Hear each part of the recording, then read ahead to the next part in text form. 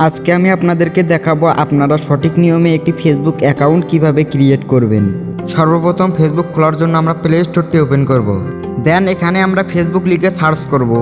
তো আমাদের যে ফেসবুক অফিসিয়াল অ্যাপটি আছে এইটাকে ইনস্টল করে নিতে হবে। তারপর আমরা ওপেনে ক্লিক করব। অ্যাপটি ওপেন করার পর আপনাদের সামনে এরকম একটা ইন্টারফেস চলে আসবে। আপনাদের আগের কোনো অ্যাকাউন্ট থাকলে এখান থেকে লগ ইন করে নিতে পারবেন। আমরা যেহেতু নতুন অ্যাকাউন্ট ক্রিয়েট করব তাই ক্রিয়েট নিউ অ্যাকাউন্টে ক্লিক করব। এখান থেকে আমরা গেট স্টার্ট বাটনটিতে ক্লিক করব। আপনারা আইডিতে যে নাম দিতে যাচ্ছেন এই নামটি এখানে দিয়ে দিবেন। আমি আইডির নামটা দিয়ে দিচ্ছি। আপনার আইডির জন্য আপনি যে নাম দিবেন সেই নামটি এখানে বসিয়ে দিবেন। এরপর নেক্সট বাটনে ক্লিক করবেন। এখানে আপনাদের ডেট অফ বার্থটা সিলেক্ট করে নেবেন। আমি আমার ডেট অফ বার্থটা সিলেক্ট করে নিলাম। দেওয়া হলে সেট বাটনে ক্লিক করে দিবেন।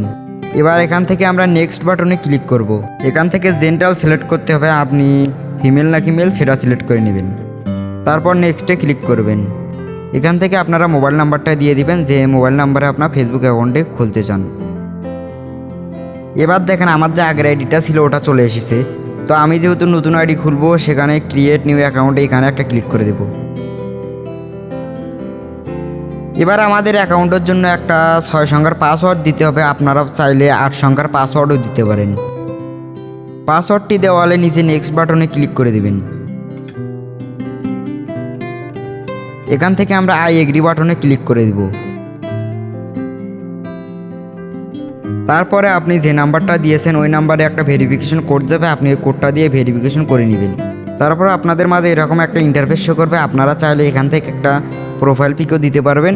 তো প্রোফাইল পিক দেওয়ার জন্য এখানে অ্যাড পিকচার এখানে একটা ক্লিক করবেন। তারপর আপনাদের গ্যালারি থেকে যে কোনো একটা পিক দিয়ে নেবেন। পারমিশন চাইলে অ্যালাউ করে দিবেন। আমি এই পিকটা দেবো, এখানে দিয়ে ডান করে দিলাম।